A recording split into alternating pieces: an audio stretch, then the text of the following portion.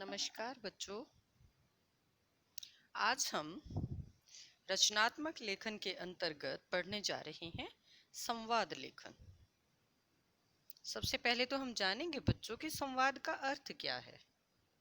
संवाद अर्थात बातचीत। वाद मूल शब्द में सम उपसर्ग लगाने से संवाद शब्द बना है, जिसका शाब्दिक अर्थ बातचीत है। इसे वार्तालाप भी कहा जाता है। सामान्य रूप से दो लोगों के बीच होने वाली बातचीत को संवाद कहा जाता है। दो लोगों में हुई बातचीत को लिखना संवाद लेखन हुआ। हम लोग जो आपस में बात करते हैं, अंग्रेजी में आप उनको डायलॉग्स कह देते हो, जो आपस में बोलते हैं, हम जो वाक्य हम बोलते हैं, जो हम आपस में बातचीत करते हैं बच्चों, वो संवाद है। और जब इस संवाद को हम लिखित रूप देते हैं तो हम उसे संवाद लेखन कह देते हैं। संवाद की विशेषता बच्चों, संवाद लिखते समय हमें किन किन बातों का ध्यान रखना है, इसके बारे में बात करते हैं। संवाद में निम्नलिखित विशेषताएं होनी चाहिए। नंबर 1, स्वाभाविकता। संवाद में स्वाभाविकता होनी चाहिए। पात्रों की अपनी स्थिति, संस्कार आदि को ध्यान में रखकर बोलना चाहिए। आप अगर बहुत बनावटी भाषा में बच्चों संवाद लिखेंगे तो वो देखने में या सुनने में अच्छे नहीं लगेंगे, वो हम पर ज़्यादा प्रभाव नहीं डालेंगे। इसलिए सबसे पहले तो हमें इसी बात का ध्यान रखना है कि हमें अपने संवाद में स्वाभाविकता रखनी है, बिल्कुल नेचुरल होने चाहिए। पात्रों की क्या स्थिति है, पात्र पढ़े लिखे हैं, अनपढ़ हैं, किस प्रदेश के रहने वाले हैं, कौन सी भाषा है। तो जिस भी भाषा के हमने पात्र लिए हैं तो थोड़ा उनकी भाषा में उनकी भाषा का असर भी आएगा। तो सब चीजें हमें अच्छे से देखकर तब संवाद लिखना चाहिए। दूसरी बात, पात्रानुकूल भाषा। यहाँ भी वही बात है बच्चों। संवाद में भाग ले रहे छात्रों की भाषा उनकी शिक्षा, आयु आदि के अनुरूप होनी चाहिए। एक शिक्षित और उसके साथ संवाद कर रहे अनपढ़ की भाषा में अंतर नजर आना चाहिए। बच्चों, उम्र के हिसाब से, किस तरह के माहौल में हम रहते हैं उसके हिसाब से, या हमने कितनी शिक्षा दीक्षा पाई है उसके हिसाब से हमारी भाषा में परिवर्तन आता है। अब एक छोटा बच्चा कभी भी एक बहुत पढ़े लिखे व्यक्ति की तरह से तो बात नहीं कर सकता। बच्चे की बात करने का जो अंदाज, बच्चे का जो अंदाज होगा वो कुछ अलग होगा, बड़ों का अलग होगा।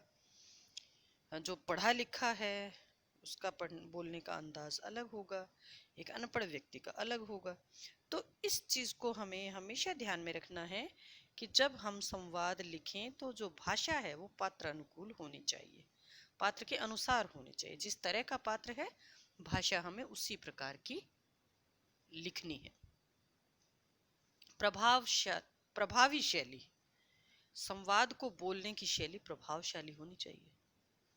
अगर आप बिल्कुल मरे मरे से डायलॉग्स लिखते हैं तो सुनने वाले पर कोई असर नहीं होता।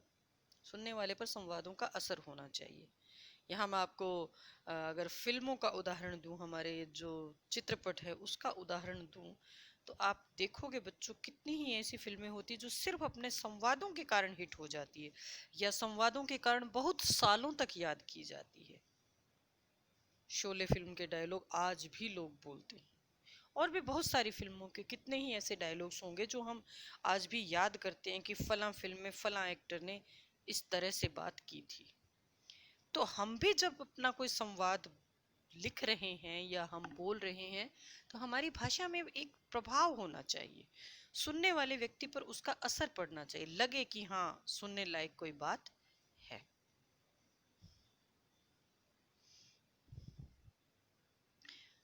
संवाद की क्या क्या विशेषताएं होनी चाहिए बच्चों? एक तो जहाँ जो हम बात कर रहे थे उन्हीं में फिर आगे हम जोड़ते हैं उसी कड़ी में कि जटिलता से दूर। संवाद जटिल नहीं होने चाहिए, मुश्किल नहीं होने चाहिए। कई बार ऐसा होता है कि हम अपनी पूरी भाषा दिखाने के लिए, अपना पूरा ज्ञान बघारने के लिए ऐसी भाषा बना देते हैं, ऐसी भाषा में संवाद लिख देते हैं कि सामने वाले को कुछ समझ ही नहीं आता। तो ऐसा नहीं होना चाहिए। जब भी हम संवाद लिखें या बोलें तो वो सरल भाषा में होने चाहिए, इस प्रकार की भाषा में होनी चाहिए जो सुनने वाला अच्छे से समझ सके और हमारी किसी बात का जवाब भी दे सके। शालीनता, संवाद की भाषा में शालीनता अवश्य होनी चाहिए। इसमें अशिष्ट भाषा के लिए कोई जगह नहीं होनी चाहिए। कई बार आप सोचते हो कि किसी के बारे में लिखना है, या कईयों को आदत होती है गाली देकर बात करना है या कुछ अश्लील शब्द अपनी भाषा में इस्तेमाल करने हैं, तो इस तरह का बिल्कुल भी संवाद में नहीं होना चाहिए। जब भी आप संवाद लिखें, संवाद बड़ी ही सभ्य और शालीन होने चाहिए। ये संवाद लेखन की एक विशेषता है। तो बच्चों, हमने क्या क्या विशेषताएं पढ़ी संवाद लेखन की? संवाद लेखन में स्वाभाविकता हो, पात्रानुकूल भाषा हो, प्रभावी शैली हो, जटिलता से दूर हो और शालीनता हो। इन सभी बातों का हमें संवाद लिखते समय ध्यान रखना है। संवाद लेखन में ध्यान देने योग्य बातें। अब क्या क्या ध्यान रखना है हमें? एक तो भाषा सरल और सहज होनी चाहिए। वही बात जो पहले हमने संवाद लेखन की विशेषताएं जो पढ़ी, वही उन्हीं बातों का तो ध्यान रखना है हमने कि भाषा सरल हो, सहज हो। संवाद लेखन में सरल तथा छोटे छोटे वाक्यों का प्रयोग करना चाहिए। बहुत लंबे चौड़े वाक्य भाषा को नीरस कर देते हैं। हमारा जो किसी भी व्यक्ति को सुनने का जो संवाद को सुनने की जो हमारी रुचि है वो खत्म हो जाती है जब बहुत लंबे लंबे संवाद बोले जाते हैं। इसलिए संवाद हमेशा छोटे छोटे वाक्यों में होने चाहिए। भाषा सुनने वाले के मानसिक स्तर के अनुरूप होनी चाहिए। अब अगर आप एक छोटे बच्चे के सामने बहुत एकदम शुद्ध कलिष्ठ वाली हिंदी बोलना शुरू कर दें या अंग्रेजी बोलना शुरू कर दें, वो कैसे समझेगा? आप जिससे बात कर रहे हैं या जिसको आप बात बता रहे हैं, आपकी भाषा उसके मानसिक स्तर के अनुरूप होनी चाहिए, यानी उसको कितना समझ में आ सकता है उसकी समझ के अनुरूप हमारी भाषा होनी चाहिए। संवाद लेखन में किसी एक पात्र के कथन को बहुत लंबा नहीं खींचना चाहिए। ये फिर वही बात आ गई जो दूसरा बिंदु हमने पढ़ा कि संवाद छोटे और सरल वाक्य में होने चाहिए।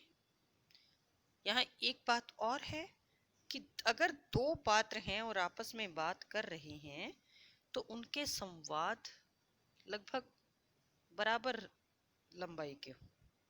ऐसा नहीं हो कि एक व्यक्ति तो सिर्फ एक वाक्य बोल के छोड़ दे और दूसरा उसके बदले में पूरी कहानी ही सुना दे। कभी भी संवाद लिखते समय ऐसा आप नहीं करोगे, ये ध्यान रखना है आपने।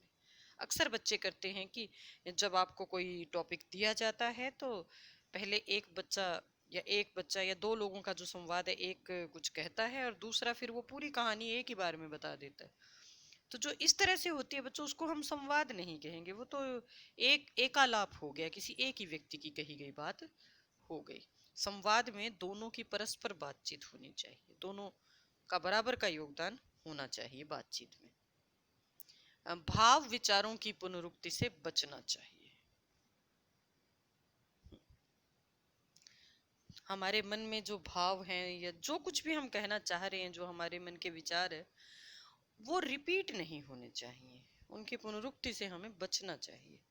क्योंकि बार बार जब एक ही बात हमारे संवाद में आती है तो वो भी नीरसता लाती है। हमारा किसी भी चीज के प्रति जो आकर्षण है, हमारी जो रुचि है, उसको वो खत्म कर देती है।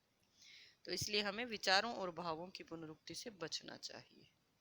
संवाद लेखन के अंत में एक बार पढ़कर उसे दोहरा लेना चाहिए ताकि अशुद्धियों का निराकरण किया जा सके। जब भी हम संवाद पढ़ते हैं या लिखते हैं तो लिखने के बाद एक बार फिर से पढ़ के जरूर देखना आप लोग।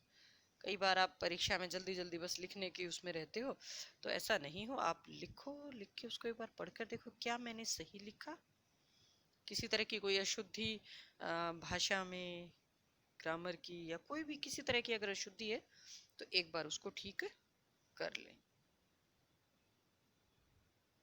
अब हम कुछ एक उदाहरण आपके साथ शेयर करते हैं ताकि आपको अंदाजा हो जाए कि किस प्रकार से संवाद आप लिखोगे। तो इसी के अंतर्गत हमारा जो पहला संवाद है बच्चों, वो है कि गांव से कुछ दूरी पर रेलगाड़ी दुर्घटनाग्रस्त हो गई है। दो मित्र वहां पीड़ितों की सहायता के लिए जाना चाहते हैं। उनके मध्य हुए संवाद का लेखन कीजिए।